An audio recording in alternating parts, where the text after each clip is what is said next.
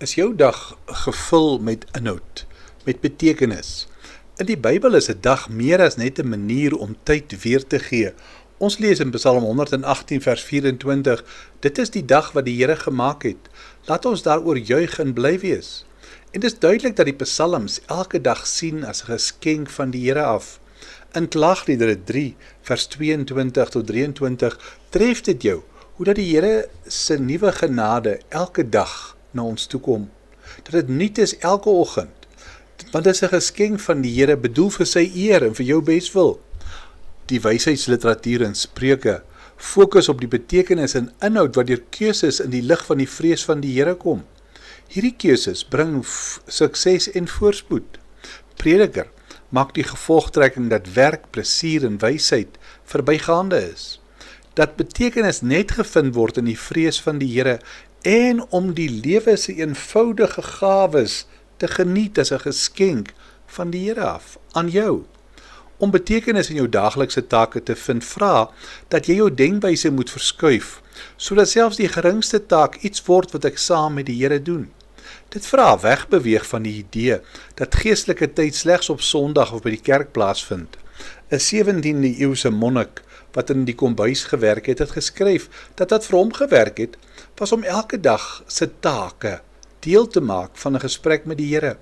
Hy het gesê nie lang gebede hiervoor nodig nie. 'n eenvoudige, Here, hier is ek nou saam met u terwyl ek die aardappel skil, was genoeg. Hy het bygevoeg dat sy belewenis van die teenwoordigheid van die Here vir hom net so werklik was terwyl hy die vuil potte gewas het, as wanneer hy aan die nagmaal deel gehad het. Dit is waarom Prediker 12 vir ons sê, dink aan jou Skepper in die dae van jou jeug, voor die ongelukkige dae kom, waarin jy gaan sê, ek het daar geen behaag nie. Want jy sien, Prediker sê dat tyd 'n geskenk is wat vir niemand wag nie. Daarom moet ons dit kies om dit te gebruik vir dinge wat saak maak. 'n man het langs die strand geloop, waar honderde seesterre na 'n storm uitgespoel het. En hy sien toe 'n jong seun, wat die seesterre een vir een optel en dan teruggooi in die see.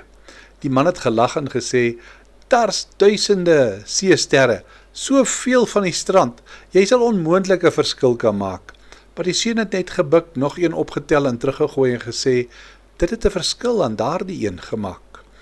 Ons hoef nie die hele wêreld te verander, om 'n betekenisvolle dag te hê nie.